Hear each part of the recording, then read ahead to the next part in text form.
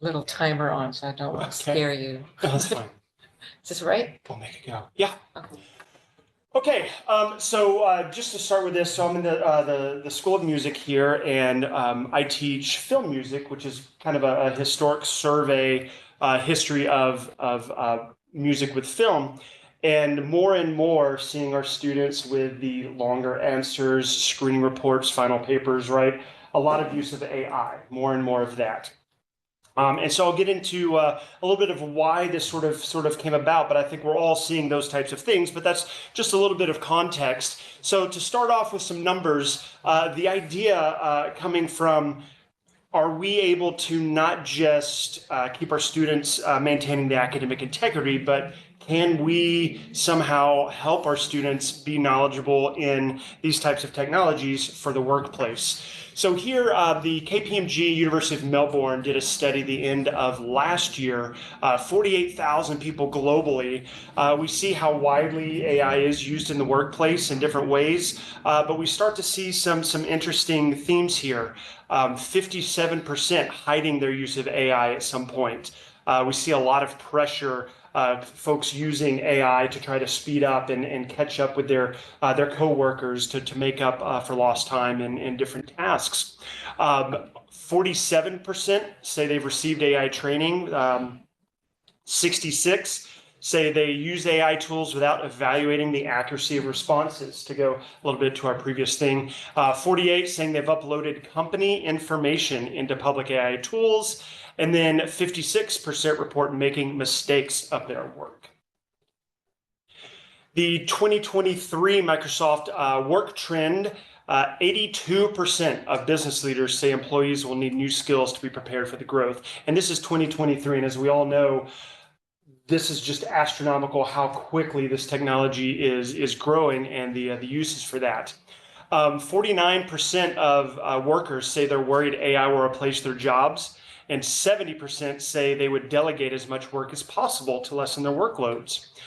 But business leaders, instead of saying, hey, we're going to save money, they're two times more interested in using AI to increase employee productivity than getting rid of employees. So as of right now, it's a little bit a little bit of a misnomer that AI is going to replace us. Right now, a lot of business leaders want to utilize that with their existing employees. And then a quote from this annual report: 33 times as many LinkedIn posts mentioning topics like generative AI and GPT than 1 year ago. And that was in 2023. So we can imagine that's intense right now. But then how does that work with students? So a Harvard study, along with a number of different sponsors, students aged 14 to 22, 49% of those students had never used AI tools. 34% thinking it wouldn't be helpful. 24% of those students associated solely with cheating. So we're seeing that disconnect of our business leaders. They're going to start really using that and mandating that and employing that, and our students are afraid of using that for cheating, or maybe they are using that for cheating or aren't exposed to that technology at all. So some of the student trends in 2023, so really right after ChatGPT started growing into the kind of collective consciousness, Stanford study saw almost no increase in the levels of cheating from students. So it wasn't really doing much. But right now, we're starting to see newer studies to go. The third point there, we'll see depending on which country, which study, high schoolers versus college. Right now, we're seeing 50 to 70% of college students have used AI to answer exam questions or to write papers. In that second bullet point, a student in a Wiley survey said students are just now really figuring out how to use AI for cheating. Some quotes from that Harvard study that we saw on the previous slide. A lot of my friends use it to cheat. Teens use it to cheat in school all the time. It does homework. We use it to cheat on everything, we even use it to write our book reports. So doom and gloom right now. Except we see a lot of teens are using AI to ask questions they're not comfortable asking in class for various different pressures. One student said, it helps us with our homework. As a personal learning coach, you can make a special learning plan just for you. We use it for creative purposes. And then one that really applies to what I'm doing here: people who can't make art due to lacking talent or practice have a chance to create. All right, so how can we help our students? Elizabeth Ross with the Harvard Graduate School of Education had 4 suggestions in an article. Number 1, stop pretending it doesn't exist. Obviously, we're all here, so we know it exists. Use AI alongside your students. All right, the grading, great option there. Teach students how to ask the ChatGPT tool questions. Right, none of this stuff is possible without the right prompts, and that's kind of where we're going with this. And then use generative AI tools to spark the imagination. So how can we use that to see what a important tool that is while teaching responsibility? All right.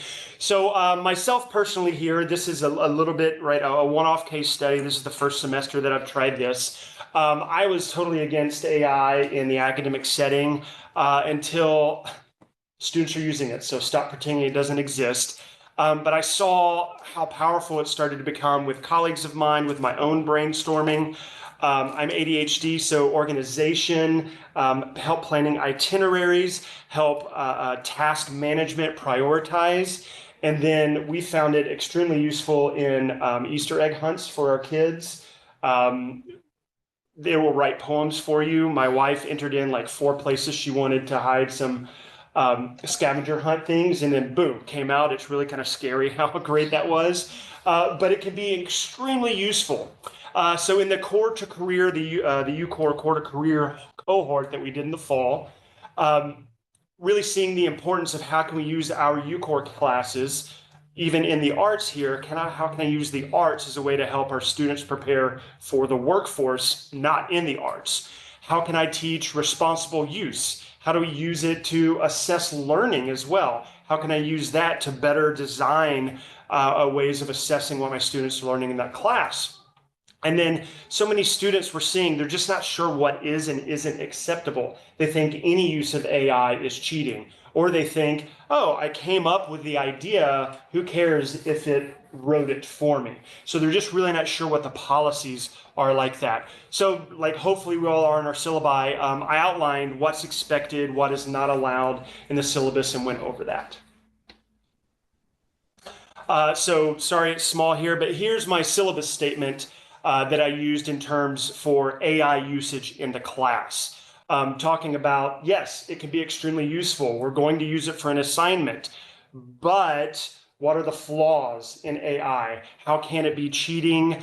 We want your thoughts, not a learning tool regurgitating the other thoughts. Melissa Parkhurst, who's in the School of Music, has, when I say a colleague of mine wrote, she used that from some of her resources as well. So getting the idea, the 3rd paragraph there, the point is to help us develop our own ability to think critically. Writing is a means to critical thinking. We must do our own writing to cultivate our own true, not artificial intelligence. And then what I think is important at the bottom, talking about, okay, we're going to use this in an academic setting. How do we cite this? If I'm going to use it and say it's okay, how do we cite that? All right. So still do the syllabus exam and go over it the 1st and 2nd day. And as new students come in, we still have students. Today I got an email. Why did you flag this? I just used it. Well, here's the policy. Why didn't you? Anyway. So still busting students for using AI. Reminder, use more than 2 AI detectors, because some will say human, some will say 100%. And as someone on an academic integrity hearing committee, it's very important that we're being very fair to our students with that and not just assuming. And then I had tools to help them. So for 2 students, I could say, all right, here is what the syllabus said. You didn't do this well, but can you go back? ChatGPT, if you sign in, has a record of what you've done. Can you send me your prompts? And to show that you were actually, and 2 students were able to do that and say, okay, should have done that the first time, but that's how you use it responsibly. So that was helping out there. I did have 2 students cite correctly, do things, yay, hooray for that. And it was very helpful. English isn't their first and most comfortable language, and they were concerned about grammatical errors, about syntax, about vocabulary. And so they used that and said, here's why I did this, here are the prompts, and here's how it helped. And I thought that was a really strong way for them to be using as an editor. So the main assignment, Credit to Alma Roca for much of this idea in her Fine Arts 101 course. She sort of does this a little bit with students recreating famous works of art.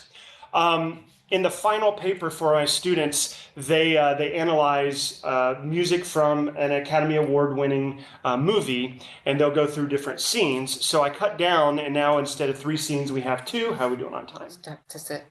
But go ahead, finish. And so now I have them use AI to sort of try to recreate the music of a scene.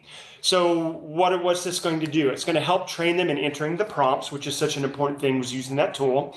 It's going to assess their use of music vocabulary and their ability to describe what they're hearing.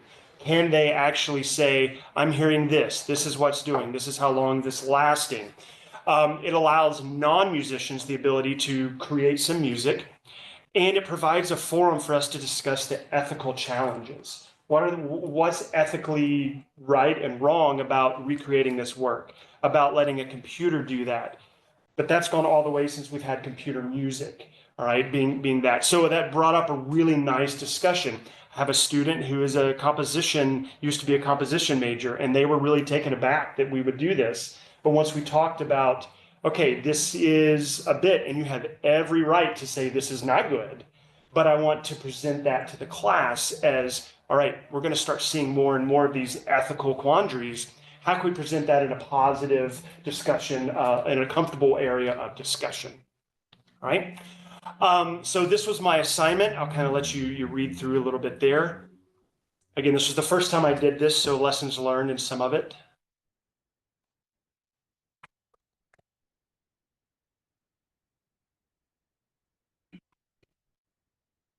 The idea here talking about the detail of the prompts. Your music will not be a copy.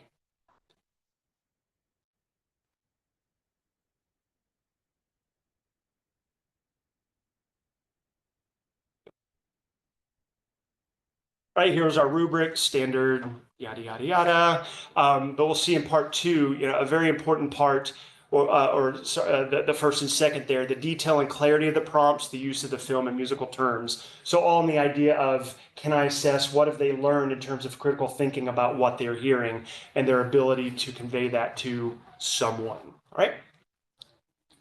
So results, I was honest with the students from the beginning of your guinea pigs. We're going to work on this, and as we see things, the original idea was to have the actual music, but we weren't able to do that utilizing free programs. But 2 students were able to actually make recordings of their recreations, and those are going to be in here.